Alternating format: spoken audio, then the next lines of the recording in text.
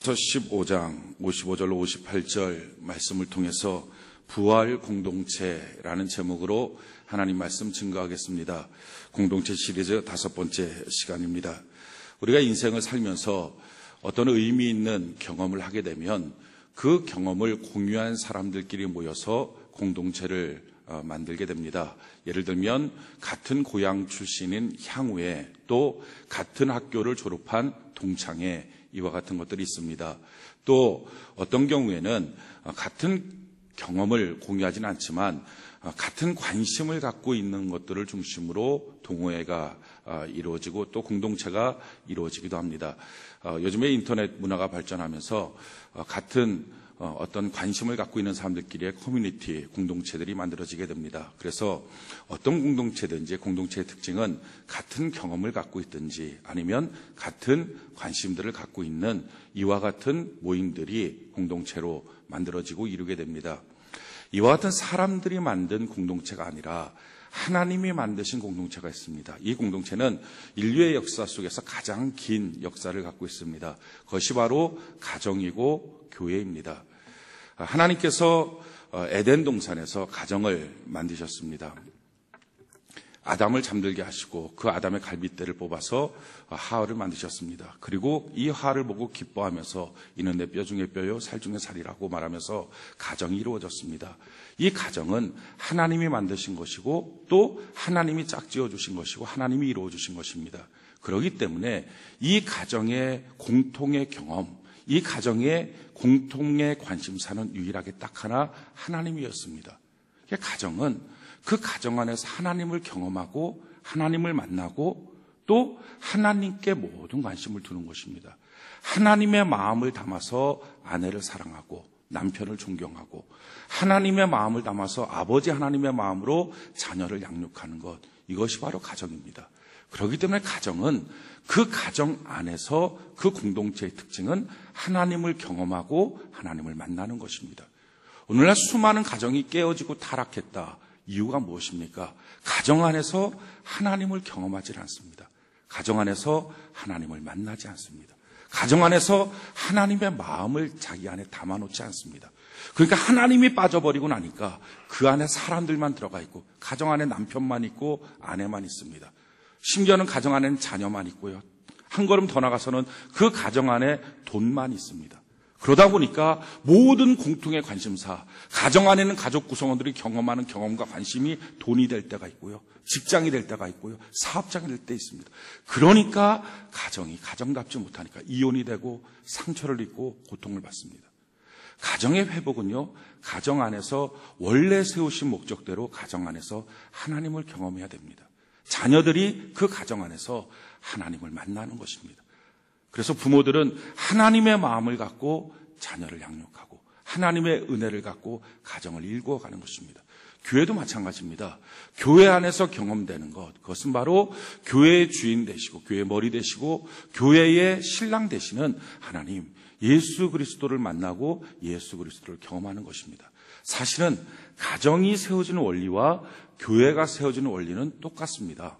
가정이 세워질 때 성경은 이와 같이 말합니다. 에덴 동산에서 가정을 세울 때 창세기 2장 21절에 보니까 여호와 하나님이 아담을 깊이 잠들게 하시니 잠들매 그가 그 갈빗대 하나를 취하여 살로 대신 채우시고 창세기 2장 22절에 보니까 여호와 하나님이 아담에게 취하신 그 갈빗대로 여자를 만드시고, 그러니까 갈빗뼈를 뽑아서, 그러니까 옆구리를 찢어서 갈빗뼈를 뽑고 그 갈빗뼈로 여자를 만드셨다 하는 것입니다. 그래서 그 여자를 아담에게로 이끌어 오시니 창세기 2장 23절로 25절에 보니까 아담이 이르되 이는 내 뼈 중에 뼈요 살 중에 살이라. 이것을 남자에게서 취하였은즉 여자라 부리라 하니라. 이러므로 남자가 부모를 떠나 그의 아내와 합하여 둘이 한 몸을 이룰지로다. 아담과 그의 아내 두 사람이 벌거벗었으나 부끄러워하지 아니하리라. 가정 안에서 경험되는 게 뭡니까? 자기의 옆구리를 찢어서 피가 쏟아졌겠죠. 그 피가 쏟아지는 가운데 갈빗뼈를 뽑아서, 갈빗뼈, 뼈의 가장 중요한 기능은 조혈 기능입니다. 피를 만드는 거예요. 그러니까 피로 세워진 거예요. 그러니까 자기 안에는 정말 자기의 뼈 중에 뼈고 자기의 살 중에 살, 자기의 피, 똑같은 피를 경험하는 것입니다. 남편의 피가 흐르고 아내의 피가 흐릅니다. 그렇기 때문에 간통의 가장 큰 문제를 성경은 말합니다. 그것은 몸 밖에 짓는 죄가 아니라 몸 안에 너의 피의 죄를 짓는 거라서 그 죄의 결과가 유전적으로 나타나게 된다. 그래서 경건한 자손을 만들지 못한다라고 성경은 기록합니다. 그게 피의 문제라는 거예요. 그러니까 이 피 안에서 아내가 만들어지고요. 그리고 그 아내를 볼 때 너무 좋으니까 이는 내 뼈 중에 뼈, 살 중에 살이라. 너무 감사하고 고맙다. 그리고 나서 뭐가 됩니까? 같은 피니까 한 몸이 됐고요. 벌거벗었으나 흠이 있었지만 그 흠이 다 부끄럽지 않는 그냥 벌거벗었으나 서로가 용납되는 부부가 되었다. 이게 성경이 말하는 부부, 하나님을 경험하는 가정이었습니다. 교회도 마찬가지예요. 교회가 어떻게 세워집니까? 예수 그리스도의 피로 사신 것입니다. 옆구리의 창밖임을 통하여 예수님의 피, 물 하나도 남김없이 다 쏟아져서 세워진 것, 그게 바로 교회입니다. 이 교회를 통해서 예수님은 자기의 신부로 삼으시고 이는 내 뼈 중에 뼈, 살 중에 살이라. 주의 피가 같이 통하는 곳. 그래서 예수 그리스도와 한 몸이 된 것이고, 교회에는 흠도 있고 티도 많잖아요. 사람들이 왔을 때 다 연약하잖아요. 그럼에도 불구하고 예수 그리스도 안에서 거룩의 옷을 입혀주어서 흠도 없고 티도 없는 그런 예수님의 신부로 영광스러운 존재로 교회를 만들어주셨다 하는 것입니다. 교회와 가정은 동일합니다. 그런 점에서 가정의 최고의 관심, 가정의 경험이 하나님을 만나고 하나님께 관심을 두고 그래야 가정이 가정답게 되는 것처럼 교회도 똑같습니다. 하나님께 관심을 갖고 예수 그리스도를 만나고 예수 그리스도의 경험을 공유하는 것, 이것이 교회에 가장 중요합니다. 성경에 보면요, 마가복음 16장 1절 이하에 보니까 예수님께서 십자가 달려 죽으시고 3일째 되는 그날 새벽에 여인 셋이 올라가서 예수님의 시체에 향료를 바르기 위해서 올라갑니다. 그런데 올라갔다가 부활의 예수님을 만나게 되죠. 근데 올라가는 장면을 이렇게 설명하고 있어요. 마가복음 16장 1절로 3절에 보니까 안식일이 지나면 막달라 마리아와 야고보의 어머니 마리아와 또 샬로메가 가서 예수께 바르기 위하여 향품을 사다 두었다가 안식 후 첫날 매우 일찍이 해돋을 때 그 무덤으로 가며 그렇게 올라가는 거예요. 자, 올라가는 이들이 예수의 몸에 향료를 바르기 위해서 올라갑니다. 사람들이 모여서 지금 같이 올라가는 거예요. 그런데 올라가는 이 구성원들을 보면 참 신기해요. 여기 나오는 막달라 마리아, 이 사람은 7 귀신 들렸던 여인입니다. 아주 젊은 처녀고요. 자기의 몸을 팔아서 로마인들에게 돈을 받는 창녀입니다. 야고보의 어머니 마리아는요, 중년 부인입니다. 안정된 가정의 중년 부인.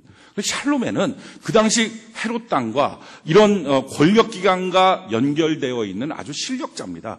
권력계 기반을 갖고 있는 집안의 여인입니다. 그러니까 한 명은 창녀 출신의 7 귀신 들린 젊은 처자, 또 한 명은 중년의 부인, 안정된 가정의 중년의 부인, 또 한 명은 실력자, 권력자, 그 당시 아주 쉽게 말하면 잘 나가는 사람 중에 한 명, 이 3명이 지금 예수님께 올라갑니다. 이 3명은요, 아무런 공감대가 없어요. 이들을 합치려고 해도 합칠 수가 없어요. 무엇을 공감대로, 무엇을 공통의 과제로 이들이 합치겠습니까? 그럼에도 불구하고 이 셋이 올라가는 이유가 뭡니까? 예수 그리스도 때문입니다. 교회가 바로 이거예요. 교회는 아무리 사람의 공감대가 없어도 합치려고 해도 합칠 수 없지만 한 가지 경험 때문에, 한 가지 관심 때문에 하나가 되는 것. 그래서 셀이 이루어지는 것. 그래서 팀이 이루어지는 것. 이게 교회예요. 예수 그리스도. 교회가 커지면서 여러 사람들이 모이게 되고, 모이다 보니까 그 사람들 가운데 공통의 관심사를 나눌 수 있는 사람들이 생기기 시작하게 되겠죠. 좀 더 친한 사람들이 생깁니다. 비슷한 동일한 경험들을 갖고 있는 사람들을 만나기도 됩니다. 동창도 만나고요, 또 같은 비슷한 나이대도 만나고요, 같은 관심을 갖고 있는 사람들을 만나기도 합니다. 그래서 친교가 되고 교제가 됩니다. 좋은 일입니다. 그러나 한 가지 가장 중요한 것은요, 그래서 그 사람이 점점 좋아진다 할지라도 예수 그리스도가 없어지기 시작한다면, 그 사람과 만나는 것이 즐거운 대화를 하면서 어느 순간인가 예수 그리스도가 없어도 너무 즐겁다면, 예수 그리스도가 없어도 그를 만날 일이 생기고 있다면 위험합니다. 왜 그렇습니까? 예수님이 빠진 공동체는 교회가 아닙니다. 더 이상 그와의 만남 가운데 교회의 축복, 교회의 은혜, 교회의 능력을 경험할 수 없기 때문에 그렇습니다. 항상 우리의 관심이 예수 그리스도 한 분께 집중되는 거예요. 우리가 교회 공동체로 모였습니다. 모여는 이 가운데 우리의 관심이, 우리의 경험이 예수 그리스도 한 분께 집중되기를 원합니다. 성경은 이와 같이 말합니다. 마태복음 18장 18절 이하에 보니까 진실로 너희에게 이르노니 무엇이든지 너희가 땅에서 매면 하늘에서도 매일 것이요 무엇이든지 땅에서 풀면 하늘에서도 풀리리라. 진실로 다시 너희에게 이르노니 너희 중에 두 사람이 땅에서 합심하여 무엇이든지 구하면 하늘에 계신 내 아버지께서 그들을 위하여 이루게 하시리라.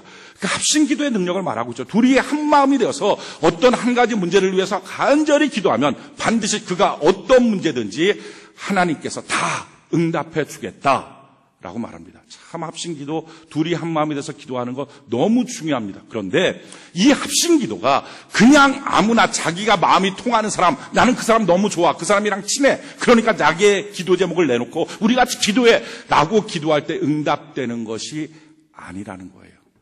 그 다음에 이것을 설명해 주죠. 성경은 항상 정확하게 우리에게 가르쳐 줍니다. 뭐라고 말씀합니까?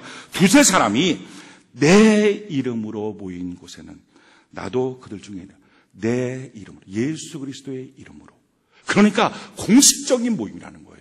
우리가 무슨 이름으로 만나는 거, 예를 들어서 회사에서 둘이 만나서 같이 점심 먹을 수 있습니다. 그러면 같이 점심 먹는 거예요. 그런데 회사에서 공식적인 무슨과 회식 있습니다. 그때는 회사의 이름을 씁니다. 무슨과 회식이라고. 공식적인 거죠. 마찬가지예요. 둘이 만나서 교제할 수 있어요. 둘이 만나서 친해질 수 있어요. 그냥 둘이 만나는 거예요. 그 둘이 만나는 기도, 그것은 성경이 나와 있는 능력이 아니에요. 그런데 공식적인 만남, 셀로 모이는 거. 공식적인 만남, 팀으로 모이는 거. 부서로 모이는 거. 그럴 때 너희의 기도의 제목을 내놔봐라. 그러면 무슨 기도 제목이든지 내 이름으로 모인 그곳에 하나님이 함께 하시겠다. 공적인 만남. 예수 그리스도의 이름으로 모이는 곳. 이거 얼마나 중요한지 몰라요. 교회 안에서 최고의 관심. 그것은 우리의 만남 가운데 예수님의 이름을 걸고 있는가. 예수님의 경험을 하고 있고 예수님의 관심을 갖고 있는가. 거기서 한 걸음 더 나가서 여러분의 가정 안에서 부부와의 만남, 부모와 자녀의 만남 가운데 예수의 이름을 걸고 있는 가정인가. 그 능력이 있는 거예요. 우리 가정 안에서 하나님을 경험하고 우리 교회 안에서 하나님을 경험하는 은혜가 있기를 바랍니다. 하나님의 공통 관심사를 갖고 있는 거예요. 이렇게 하나님께 대한 공통의 관심사 중에서 뭐 다 중요하지만 그중에 가장 중요한 관심사 중에 한 가지, 우리가 가져야 될 경험과 관심은요, 바로 예수 그리스도의 부활입니다. 예수님의 부활을 경험하고 예수님의 부활에 관심을 갖고 있는 사람들의 모임, 그것이 바로 부활 공동체고요. 그것이 바로 교회예요.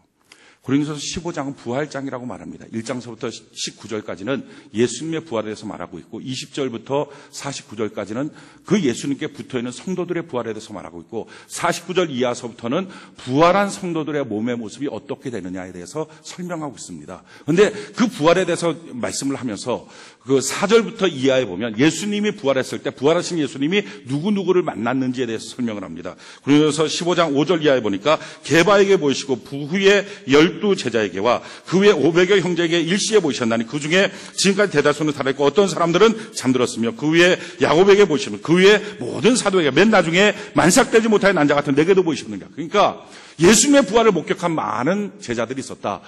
게바, 베드로에게 보이시고 12 제자에게 보이시고 또 500 성도에게 보이시고 많은 사람들에게 예수님의 부활의 모습들을 보여주셨다. 성경은 기록합니다.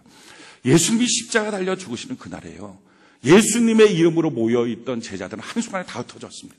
두려워서 도망간 거예요. 심지어는 베드로 같은 사람은 예수님의 면전 앞에서 예수님을 모욕하고 조롱하고 나는 저 같은 사람은 도무지 알지 못한다. 그렇게 하고 등 돌려서 갔어요. 아마도 그 현상을 놓고 보면 이제 더 이상 예수님이라고 하는 이름으로 모여지는 공동체는 이 세상에 존재할 수 없을 거다 판단될 것입니다. 왜? 예수님이 십자가 달려 죽으시는 그날 다 흩어져 버렸으니까. 그런 놀라운 일이 생겼어요. 얼마 지나지 않아서 이 제자들이 다시 모였어요. 모일 뿐만 아니라 이제는 예루살렘에서 예수님이 십자가에 죽으신 바로 그 장소에서 현장에서 예수 그리스도는 우리의 메시아다. 너희가 죽인 예수는 하나님이 보내신 메시아다. 외치기 시작했어요. 완전히 바뀌어졌어요. 그들의 공동체가 생명력 있는 세상을 이기는 공동체로 바뀌어졌어요. 왜 바뀌어졌습니까? 이유가 뭡니까? 성경이 설명하고 있는 것. 죽음을 이기신 예수님을 만난 거예요. 그들은 죽음 앞에서 다 도망쳤어요. 두려우니까, 죽을까봐, 무서우니까. 다 도망쳤는데 그 죽음을 이기신 예수님, 부활의 예수님을 경험하니까, 만나니까 그들의 모임이 생명력이 있어요. 이제는 죽음을 두려워하지 않아요. 넉넉하게 당당하게 이기는 모임이 됐어요. 이 모임이 뭐예요? 그게 바로 교회였어요. 교회는 처음부터 부활 공동체였어요. 우리도 마찬가지입니다. 이 세상에 살면서 절망, 낙심, 슬픔 이런 것들 가운데 인생이 참 막다른 골목가운데 어떤 사람은 자살을 생각하기도 하고 이렇게 인생을 허무하게 따분하게 보내고 있던 우리에게 어느 날 예수 그리스도를 만난 거예요. 부활의 예수님을 만나고 난 다음에 인생에 소망이 생겼어요. 의욕이 생겼어요. 그 소망과 의욕 가운데 새로운 인생을 살아가는 사람들의 모임, 그게 교회예요. 부활을 경험한 사람들, 예수님의 부활하신 예수님을 만나서 개인의 구세주와 주님으로 고백하는 모임, 이것이 바로 부활 공동체, 그것이 바로 교회입니다. 자, 이 부활 공동체로서의 교회가 경험하게 되는 삶의 모습은 어떤 것입니까? 오늘 성경은 세 가지로 우리에게 그 삶의 모습을 가르쳐주고 있어요. 자, 오늘 본문 말씀 고린도서 15장 55절부터 57절까지 55절부터 57절까지 우리 같이 한번 읽어볼까요? 55절부터 57절 같이 한번 소리 시작. 사망아 너의 승리가 어디 있느냐? 사망아 내가 쏘는 것이 어디 있느냐? 사망이 쏘는 것은 죄요 죄의 권능은 율법이라. 우리 주 예수 그리스도로 말미암아 우리에게 승리를 주시는 하나님께 감사하노니. 자, 제일 처음에 부활 공동체로서 교회 안에 있는 성도들이 누리게 되는 삶의 경험, 만들게 되는 삶의 경험, 그것은 바로 감사라는 것입니다. 감사하는 삶이에요. 어떤 사람이 고위 간직을 했고 또 사업을 해서 큰 사업을 했습니다. 그렇게 인생 잘 나갔죠. 근데 그러다가 덜컥 암에 걸린 거예요. 그것도 말기암에. 이제 죽음 앞에 서게 됐어요. 그 암병 가운데 투병 생활을 하다가 이 사람이 예수 그리스도를 만났어요. 예수님을 믿게 됐어요. 물어봤어요. 왜 그렇게 예수님을 믿게 됐느냐? 그때 그 사람이 이런 답변을 한 거예요. 자기에게 있어서 지금 이 순간이 되니까 이제는 권력도 그렇게 중요한 게 아니더라. 누릴 만큼 누려봤다. 돈도 중요하지 않더라. 벌 만큼 벌어봤다. 자기 인생 최고의 문제는 죽음이었다. 죽음 앞에서 자기는 너무 허무했고 너무 두려웠고 너무 겁이 났다. 야, 죽고 나면 어떻게 될까? 내 인생은 정말 죽고 끝일까? 아니면 죽고 나면 그 다음에 뭐가 있을까? 너무 두려웠다는 거예요. 그렇게 두려운 가운데 하루하루 죽음을 향하여 걸어가고 있던 내게 전혀 다른 사람들이 눈에 띄었다는 거예요. 그게 바로 그리스도인이었어요. 그리스도인들은 죽음의 문제를 해결한 사람이라는 거예요. 부활의 예수님을 만나고 예수 내 구주 예수 내 주님을 고백할 때 내 영혼이 천국 갑니다. 나는 죽어도 천국 갑니다. 이 고백을 하는 사람들을 발견했을 때 자기는 충격이었다는 거예요. 그리고 그들이 믿는 예수님을 자기도 만나게 되었다는 거예요. 그러면서 이렇게 말해요. 부활이 확실하다면, 죽고 나서 부활하고 예수 그리스도가 영원히 사는 것이 확실하다면 누가 죽음을 두려워하겠습니까? 죽음은 잠깐의 안식일 텐데. 왜? 잠깐 죽음의 단계를 통과하고 나면 영원히 주님과 사는 삶이 있다면, 우리가 하루 동안 열심히 일하다가 밤에 잠자리에 들 때 두려워하는 사람이 없잖아요. 왜 그렇습니까? 믿음이 있는 거예요. 내일 다시 눈을 뜨고 나면 나는 새로운 삶을 또 살 거야. 멋지게 살 거야. 이런 기대가 있으니까 잠자리에 드는 것이 두려움이 아니라 안식이요, 기쁨이요, 평안이에요. 좋다. 한번 푹 자자. 마찬가지예요. 우리 인생에 부활이라고 하는 것이 믿어진다면, 그것이 확실하다면 죽음 앞에서 그거 왜 두렵겠습니까? 안식하는 시간. 잠깐 자고 일어나면 새로운 내 인생이 펼쳐질 거야. 성경에 보니까 실질적으로 예수님이 가장 사랑했던 나사로가 죽었어요. 제자들이 와서 말했어요. 예수님 나사로가 죽었네요. 그때 예수님이 말하는 거예요. 아니야. 죽은 게 아니고 자는 거야. 우리 친구 나사로를 깨우러 가자. 그 사람이 구원받은 하나님의 말씀이 바로 그거예요. 죽은 게 아니라 자는 거다. 주여! 맞습니다. 부활의 예수님을 만났어요. 이렇게 만나고 나니까 그러고 나서 자기의 마음속에 경험된 최고의 경험, 그게 뭐예요? 그게 감사였어요. 암병이 걸린 자기 자신을 바라보면서도 이제는 감사가 나오는 거예요. 사망아 너가 쏘는 게 뭐냐? 사망아 너가 찌르는 게 뭐냐? 사망을 이기신 예수 그리스도 안에서 내가 넉넉하게 승리를 주신 주 예수께 감사한다. 감사하는 삶. 우리는 죽음을 이기신 예수 그리스도 안에서 부활 공동체인 우리가 경험하는 삶은요, 바로 이런 감사예요. 뿐만 아니에요. 육신의 죽음뿐만 아니라 사실은요, 우리 인생 전체에 대해서도 마찬가지예요. 성경은 이와 같이 말합니다. 고린도서 15장 22절에 보니까 아담 안에서 모든 사람이 죽은 것 같이 그리스도 안에서 모든 사람이 삶을 얻으리라. 예수 그리스도 안에 부활의 주님 안에서 우리가 삶을 얻게 된다는 거예요. 그러니까 눈으로 봤을 때 죽는 것처럼 보이고 망하는 것처럼 보이고 끝난 것처럼 보여도 예수 그리스도 부활의 주님 안에서는 다시 살아나게 되는 은혜가 있게 될 줄로 믿습니다. 사업이 무너지는 것처럼 보여도, 직장이 무너지는 것처럼 보여도, 내 자녀가 정말 죽는 것처럼 보여도, 내 가정이 깨어지는 것처럼 보여도 걱정하지 말라는 거예요. 부활의 예수님이 다시 살려주신다. 그러니까 감사가 있는 거예요. 살려주시는 예수님 감사합니다. 이게 부활 공동체 안에서 경험되는 첫 번째입니다. 두 번째 경험되는 건 뭡니까? 흔들리지 않는 삶이에요. 오늘 본문 말씀 같이 한번 읽어볼까요? 고린도전서 15장 58절 우리 같이 한번 한 목소리 한번 읽어봅시다. 시작. 그러므로 내 사랑하는 형제들아 견실하며 흔들리지 말고 항상 주의 일에 더욱 힘쓰는 자들이 되라. 이는 너희의 수고가 주 안에서 헛되지 않은 줄 알미라. 뭐라고 말합니까? 내 사랑하는 형제들아 견실하며 흔들리지 말라. 왜? 부활 공동체인 교회 안에서 경험되는 삶은요, 흔들리지 않는 거예요. 우리 주님이 부활하시고 난 다음에 뭐 하십니까? 우리의 인생에 찾아오셔서 우리를 붙들어 주신다는 거예요. 안 흔들리는 거예요. 성경이 이와 같이 말해요. 히브리서 2장 14절로 16절에 보니까 자녀들은 혈과 육에 속하였음에 그도 또한 같은 모양으로 혈과 육을 함께 지니심은 죽음을 통하여 죽음의 세력을 잡으자 곧 마귀를 멸하시며 또 죽기를 무서워함으로 한평생 매여 종로를 타는 모든 자들을 놓아주려 하심이니 이는 확실히 천사들을 붙들어 주려 하심이 아니요 오직 아브라함의 자손을 붙들어 주려 하십니다. 우리 예수님은요, 천사들을 붙들어 주는 게 아니라 아브라함의 자손, 예수 믿고 구원받은 우리를 붙들어 주시기 위해서 오신 것이다 라고 말하는 거예요. 부활의 예수님은 우리를 붙들어 주신다. 뭐라고 말합니까? 평생에 매여 죽을까 봐 종로를 타는 자들, 이렇게 하면 사업 망할까 봐, 이렇게 하면 직장에서 쫓겨날까 봐, 이렇게 하면 내 자녀가 망할까 봐, 막 인생 살면서 죽을까 봐, 망할까 봐, 깨질까 봐, 안 될까 봐 점점점 두려워하는 거예요. 그래서 신앙도 못 지키고요. 그래서 가정의 행복도 못 지켜요. 사업 문제 때문에 서로 신경 너무 많이 써서 사업 때문에 싸우다 보니까 부부간에 만나도 웃음이 없어져 버리는 거예요. 자녀의 성적에 너무 많이 신경을 쓰다 보니까 자녀 성적 때문에 그 자녀를 바라보면서 이제는 소망도 기대도 상실해버리고 마는 거예요.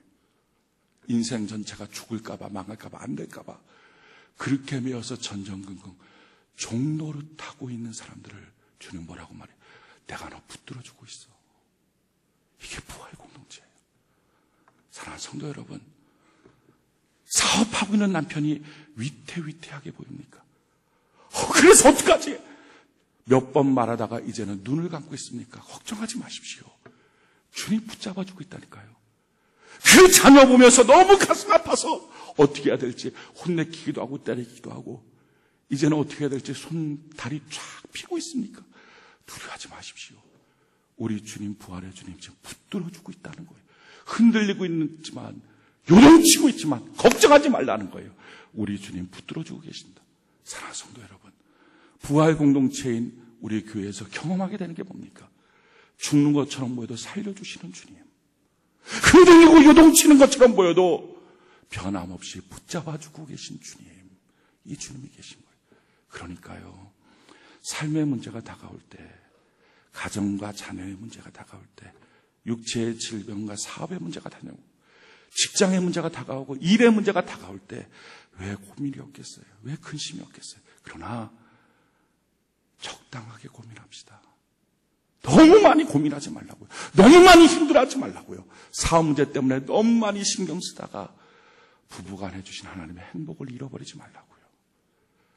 자녀를 믿고 하나님의 마음으로 양육해야 되는 삶의 기본을 상실하지 말라고요. 신앙을 잃어버리지 말라고요. 너무 힘들어 그 문제 때문에 전전긍긍하지 말고요. 적당하게 하십시오. 적당하게 고민하십시오. 왜? 다시 살려주시는 주님, 붙들어주시는 주님이 있으니까. 너무 걱정하지 말고. 그럼 뭐 해야 됩니까? 그 다음에 우리가 갖고 있는 에너지를 갖고 정말 해야 될 게 있어요. 우리 다시 한번 읽어보고 세 번째 부활 공동체는 우리가 경험해야 될 것이 뭡니까? 우리 고린도서 15장 58절 우리 다시 한번 읽어봅시다. 시작. 그러므로 내 사랑하는 형제들아 견실하며 흔들리지 말고 항상 주의 일에 더욱 힘쓰는 자들이 되라. 이는 너희 수고가 주 안에서 헛되지 않은 줄 알미라. 너무 많이 애쓰지 말고 안 죽어요. 엎어져서 끝나는 게 아니에요. 붙들어 주시는 주님, 다시 살려주시는 주님, 부활 공동체, 부활의 주님이 계세요. 그러니까 거기에 너무 많이 신경 쓰지 말고 뭐 하라고요? 항상 더욱 힘써 주의 일을 열심히 하는 자가 되라. 왜? 너의 그와 같이 주의 일에는 수고가 헛되지 않다. 하나님의 상이 있다. 사도 바울이 이렇게 말하는 거예요. 빌립보서 3장 12절에 보니까 내가 이미 얻었다 함도 아니요 온전히 이루었다 함도 아니라 오직 내가 그리스도 예수께 잡힌 바 된 것을 잡으려고 달려가노라. 형제들아 나는 아직 내가 잡은 줄로 여기지 아니하고 오직 하늘 즉 뒤에 있는 것은 잊어버리고 앞에 있는 것을 잡으려고 표대를 향하여 그리스도 예수 안에서 하나님이 위에서 부르신 부름의 상을 위하여 달려가노라. 왜 사도 바울이 열심히 주의 일을 합니까? 몸이 편안해서 할 일이 없어서 이제는 넉넉하니까 다 문제가 해결됐으니까 아니에요. 문제 덩어리 고민 덩어리 다 있지만 그럼에도 불구하고 부르심의 상을 향하여 달려간다. 그런 것들 적당히 하고 주를 위해서 나의 인생을 좀 열심히 살아보자. 왜? 너의 수고가 헛되지 않다. 상이 있다. 그 상 받아서 가정 문제 해결하는 거예요. 그 상 받아서 직장 문제, 사업장 문제 해결하는 거예요. 사업의 문제, 그 사업의 문제에 신경 쓰고 애를 쓰고 어떻게 하면 이거 해결될까? 여기 너무 신경 쓰지 말라고. 이러다 보니까 부부간에 대판 싸우는 거예요. 원수 되는 거예요. 사업은 고사하고 가정도 깨질 위기가 되는 거예요. 자녀한테 너무 많이 애를 쓰고 신경 쓰고 이 자녀 어떡할까? 자녀도 엉망 만들고 자기 신앙도 엉망돼 버리고 안 망해요. 안 죽어요. 죽기에 무서워 매여 있는 자들을 붙들어 주시는 주님이 계시고요. 다시 살려주시는 주님이 계신다고요. 그러니까 너무 걱정하지 마십시오. 그렇게 문제 생기고 자기가 뛰어다닌다고 문제 해결 안 됩니다. 도리어 문제를 더 만들 뿐이에요. 어떻게 하면 문제 해결됩니까? 주님이 말하는 거예요. 너가 위로부터 공급하시는 하나님의 상을 받아서 그 문제 해결하는 거다. 성경이 뭐라고 말해요? 잠언 22장 4절 보니까 겸손과 여호와를 경외함에 대한 보상은 재물과 영광과 생명이라. 내가 하나님께 겸손하고 여호와 하나님을 경외할 때 하나님은 내게 상을 주신다. 뭐를요? 재물, 영광, 생명. 사랑하는 성도 여러분, 지금 혹시 여러분들의 가정에 그렇게 힘든 문제가 재물 문제 아닙니까? 그 재물을 얻으려고 그렇게 애쓰는 게 아니라 하나님의 상인 재물을 받아서 해결하는 거예요. 그 자녀의 문제가 혹시 존귀의 문제, 영광의 문제 아닙니까? 하나님의 상을 받아서 해결하는 거예요. 그러니까 우리 인생이요, 우리의 눈에 너무 많이 자녀의 문제가 가득 차 있고요, 남편의 문제가 가득 차 있고요, 가정의 문제, 돈 문제가 가득 차 있는 거예요. 좀 내 눈을 비워야 돼요. 너희는 먼저 그의 나라와 그의 의를 구하라. 그리하면 나머지 모든 것을 너희에게 더하시라. 나머지 내 삶의 모든 것 하나님이 더해 주신다고. 언제? 먼저 그 나라와 그 의를 구할 때. 왜 그럴 수 있어요? 왜 우리가 안심할 수 있어요? 문제는 있지만, 고민은 있지만 왜 그렇게 세상 사람처럼 자기의 인생 전체를 거기다 털어놓지 않고 그래도 좀 넉넉하게 고민과 문제 가운데서도 주를 위해 충성할 수 있습니까? 이유가 있잖아요. 부활의 예수님을 믿으니까, 다시 살리시고 붙들어 주시는 주님이 있으니까. 이게 끝이 아니니까. 그러니까 주님 안에서 주의 일에 더욱 힘을 쓰는 자가 되는 거예요. 왜? 그 수고 가운데 주님의 상이 있어요. 너의 수고가 헛되지 않다는 거예요. 우리가 교회 안에서 왜 성전에 와서 주일날 봉사를 합니까? 성경이 이렇게 말해요. 고린도서 9장 13절에 보니까 성전에서 일을 하는 이들은 성전에서 나는 것을 먹으며 제단에서 섬기는 이들은 제단과 함께 나는 것을 너희가 알지 못하는. 성전에서 봉사하는 그 사람이 성전에 누리는 복을 누리게 되고, 제단을 섬기는 너희가 제단에서 나는 것을 같이 먹을 수가 있다. 어렵고 힘든 가운데서도 우리가 전도하는 이유가 뭐예요? 고린도서 9장 14절에 보니까 이와 같이 주께서도 복음 전하는 자들이 복음으로 말미암아 살리라 명하셨는데, 내가 전도하는 그 수고가 하나님의 상을 받는다는, 그 상으로 내 자녀 문제 해결하는 거예요. 내 사업 문제 해결하는 거예요. 이게 성도의 삶이고, 이게 부활 공동체인 교회에서 경험하는 삶입니다. 우리가 특별히 신경 써야 될 게 세 가지가 있어요. 이 세 가지는 하나님과 나와의 기본적인 관계예요. 그 표시예요. 그 세 가지가 뭐냐면 주일 성수, 11조, 우상 숭배하지 않는 것. 이 세 가지입니다. 자, 주일 성수는요, 에스겔 20장 20절에 이렇게 말씀하고 있어요. 또 나의 안식일을 거룩하게 할지어다. 이것이 나와 너희 사이의 표정이 되어 내가 여호와 너희의 하나님인 줄 너희가 알게 하리라. 그러니까 왜 주일 성수가 중요합니까? 이것은 하나님의 백성이라고 하는 표시라는 거예요. 그게 주일 성수. 주일, 성, 거룩한 성, 수, 지킬 수. 그러니까 주일날을 거룩하게 지키는, 이날은 내 날이 아니다. 하나님의 날이다. 하나님의 날을 내가 거룩하게 지킵니다. 이것이 하나님의 백성이라고 하는 표시다라는 것입니다. 주일날 어떻게 지켜야 됩니까? 성경이 지키는 방법을 가르쳐줬어요. 사랑하는 성도 여러분, 성경은요, 하나님의 말씀은요, 길과 진리와 생명이에요. 길은 약도란 말이죠. 그런데 만약에 이 약도가 모호하다, 애매하다, 어떻게 찾아갑니까? 그러니까 성경 말씀은요, 애매하지가 않아요. 모호하지가 않아요. 이렇게 해석해도 되고 저렇게 해석해도 되고 이렇게 돼 있지 않아요. 하나님의 말씀을 제대로만 한번 읽어보면요, 하나님의 말씀은 이렇게 저렇게 마음대로 해석할 수 있는 게 아니라 딱딱 정확하게 그 길을 갈 수밖에 없어요. 자기 마음대로 자기가 원하는 대로 이렇게 저렇게 해석이 안 되는 거예요. 길이니까, 진리니까, 생명이니까. 이게 주일 성수를 어떻게 해야 될 것이냐. 신명기 12장 11절로 14절에 보니까 너희는 너희 하나님 여호와께서 자기 이름을 두시라고 택하신 그곳으로 내가 명령하는 것을 모두 가지고 갈지니 곧 너희의 번제와 너희의 희생과 너희의 11조와 너희의 손의 거제와 너희가 여호와께서 원하시는 모든 아름다운 선물들을 가져가고 너희와 너희의 자녀와 노비와 함께 너희의 하나님 여호와 앞에서 즐거워할 것이요 내 성중에 있는 레위인들과도 그리할지니 레위인은 너희 중에 분깃이나 기업이 없음이라 너는 상가서 내게 보이는 아무 곳 나 번제를 드리지 말고 오직 너희의 한 지파 중에 여호와께서 택하신 그곳에서 번제를 드리고 또 내가 내게 명령하는 모든 것을 거기서 행할지니라. 너 눈에 보이는 아무 데 나가서 예배드리는 게 아니라. 그러니까 내가 가서 여름 뭐 피크다 뭐 놀러 가자 바캉스 가자 뭐 연휴다 좋다 그래서 아무 데나 가서 거기 보이는 눈에 띄는 교회 가서 예배드리면 나 오늘 주일 성수했어 예배드렸어. 그게 아니고 내가 너에게 정한 바로 그 교회, 너가 교적을 두고 있는 바로 그 교회, 거기 가서 예물 드리고 거기 가서 내게 명령한 일들 봉사를 할지어다. 자, 이렇게 주일 성수를 하면 상이 있다는 거죠.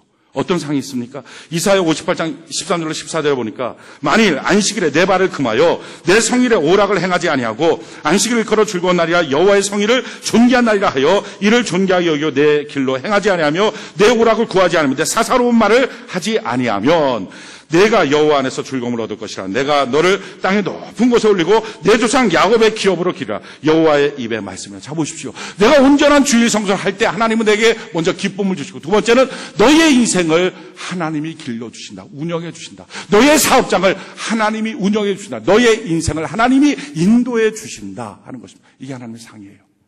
그러니까 자, 예수 믿는 사람들 중에 기쁨이 있는 사람도 있지만 없는 사람도 있어요. 왜? 자기가 어떤 인생의 상을 받고 있느냐가 다른 거예요. 자, 두 번째 11조도 마찬가지예요. 왜 11조가 중요합니까? 이유는요, 하나님과 나와의 관계의 표시이기 때문에 중요한 거예요. 그러니까 다른 많은 말씀들이 있지만 그중에 세 가지가 가장 중요한 것은 우리가 하나님과의 표시, 우리가 하나님께로 돌아가는 표현이 뭐냐? 그게 바로 이 세 가지라는 거예요. 말라기 3장 7절 이하에 보니까 만군의 여호와가 이르노라 너희 조상들의 날로부터 너희가 나의 규례를 떠나 지키지 아니하되 그런즉 내게로 돌아오라 그러면 나도 너희에게로 돌아가리라 하였더니 너희가 이르기를 우리가 어떻게 하여 돌아가리까 하는도다. 그러니까 하나님께 돌아가는 방법, 원리가 뭐냐? 이거를 지금 설명해 주고 있는 거예요.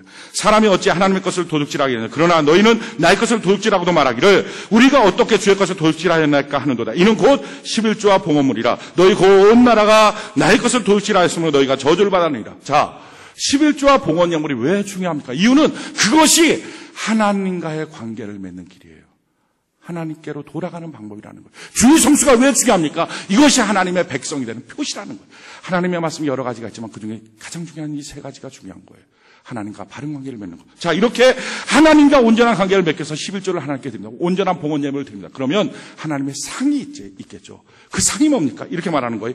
만군의 여호와가 이르노라 너희의 온전한 11조를 창고에 들여 나의 집에 양식이 있게 하고 그것으로 나를 시험하여 내가 하늘문을 열고 너희에게 복을 쌓을 것이 없도록 붙지 아니하나 보라. 만군의 여호와가 이르노라 내가 너희를 위하여 메뚜기를 금하여 너희 토지 소산을 먹어 없애지 못하게 하며 너희 밭에 포도나무 열매가 기한 전에 떨어지지 않게 하리니 너희 땅이 아름다워 맺어짐으로 모든 이방인들이 너희를 복되다리라. 만군의 여호와의 말이라. 그러니까 온전한 11조를 드리면 어떤 게 있습니까? 하나님께서 내게 복을 주시는데 특별히 어떤 복을 주신다고요?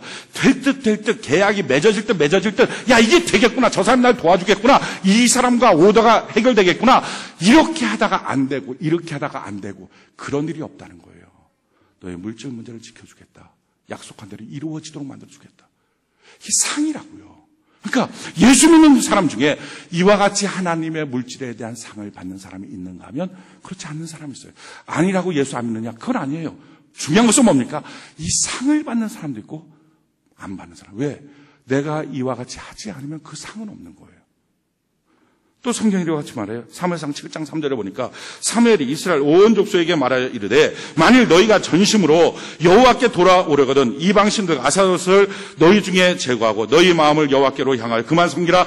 그리하면 너희를 블레 사람의 손에서 건져내라. 세 번째 뭡니까? 너 우상 숭배하지 마라. 너희 안에 있는 우상을 제거하라. 그것이 하나님께로 돌아오는 것이다. 성경 전체를 찾아보면요.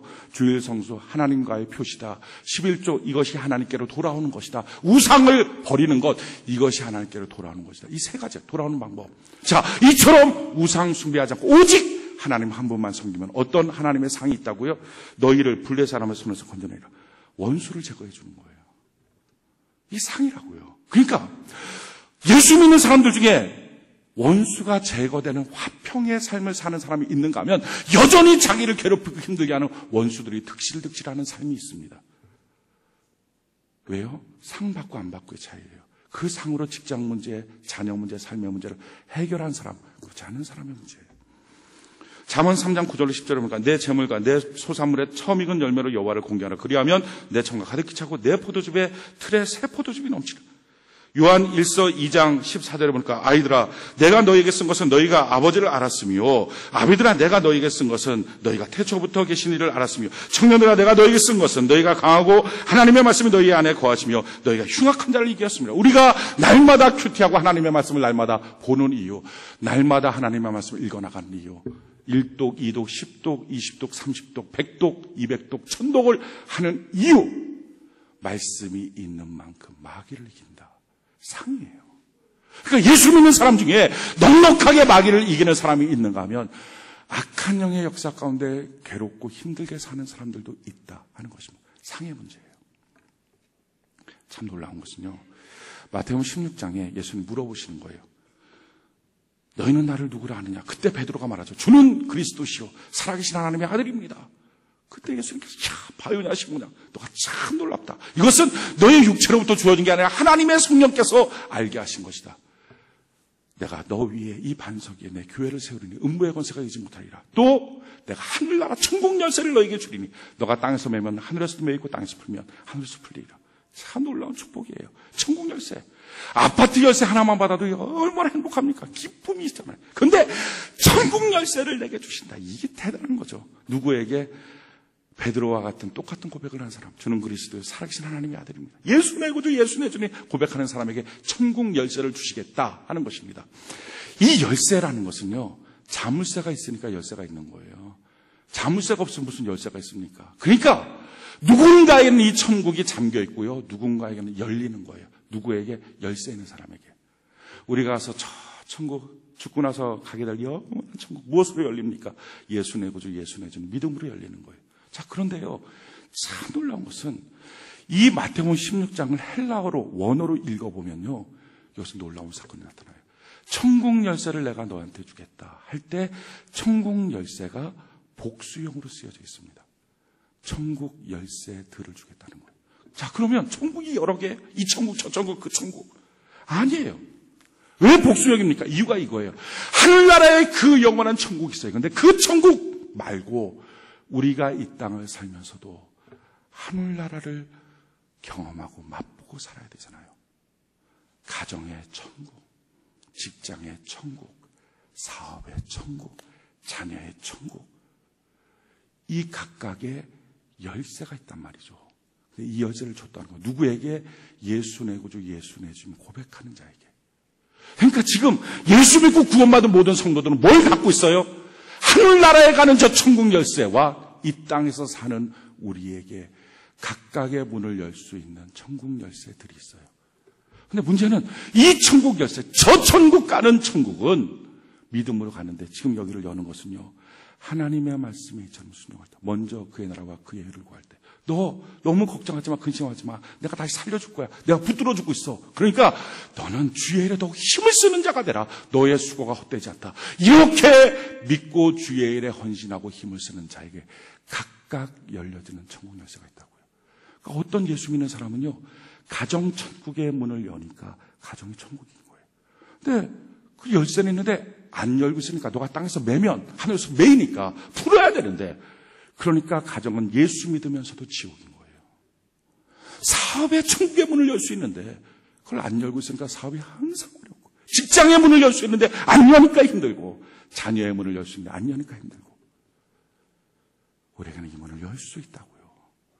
하나님의 말씀에 순종함으로 주일 성수를 통해서 그 열쇠의 문을 열 때요, 기쁨을 주시고 하나님의 인도와 하나님의 지도가 있어요. 우리가 하나님의 말씀을 잘 듣고 읽으면요, 마귀를 이기는 권세가 있어요. 우리가 합심하여 교회 안에서 공식적으로 기도하기 시작하면요, 응답이 있어요. 우리가 용서의 문을 열면요, 너의 죄를 용서해 주겠다는 용서의 감격, 기쁨이 있어요. 우리가 12절 온전히 들으면 너의 물질이 채워지고, 너희가 구상하고 계획하고 그래서 무엇인가 계획해 나가는 모든 것들이 중간에 기한 전에 끊어지고 없어지지 않게 하겠다. 채워주겠다. 구상한 것들이 다 이루어지게 하겠다. 물질에 대한 하나님의 약속, 그 천국 열쇠가 있다고요. 또 우상 숭배하지 않고 내가 하나님만을 온전히 섬기겠습니다 고백하는 자에게 원수를 제거해 주는 천국 열쇠가 있다고요. 사랑하는 성도 여러분, 부활 공동체의 특징이 뭡니까? 우리는 부활하신 예수님을 믿는 거예요. 그러니까 세상 살면서 너무 걱정하지 말아요. 너무 고민하지 말아요. 세상 문제 때문에 너무 얽매여 있지 말아요. 안 망해요. 안 죽어요. 붙드시는 주님이 계세요. 도리어 저는 여러분들의 인생에 지금 손에 있는 천국 열쇠를 갖고 하나님의 말씀에 순종함으로 필요한 천국 문을 열어가시길 바라요. 내 인생 문제, 내 가정 문제, 내 삶의 문제, 예수 믿는 성도는 어떻게 삽니까? 하늘의 상을 받아서 그거 해결해야 돼요. 하늘의 상을 받아서 자녀 문제 해결하고, 하늘의 상을 받아서 기업 문제, 인생 문제 해결하고, 세상 문제, 세상 사람처럼 해결하려고 뛰어다니다 보니까 악만 남고 독만 남고, 가정 안에서는 싸움만 있고, 자녀들은 귀찮아지기 시작하고, 자기 직장 가도 즐거움이 없고, 사업장 가도 힘들기만 하지 않습니까? 오늘 저는 여러분들이 천국 열쇠를 갖고 지금 열 수 있는 그 천국의 문들을 열어서 주의 말씀에 순종함으로 주님이 주시는 너의 수고가 헛되지 않는 그런 주를 위해서 더 헌신하고 더 수고하는 은혜가 있기를 예수님 이름으로 축원해드립니다. 우리 같이 이 시간에 찬양 하나님께 올려드리고 기도하는 시간 갖기를 바랍니다. 내 마음의 주를 향한 사랑이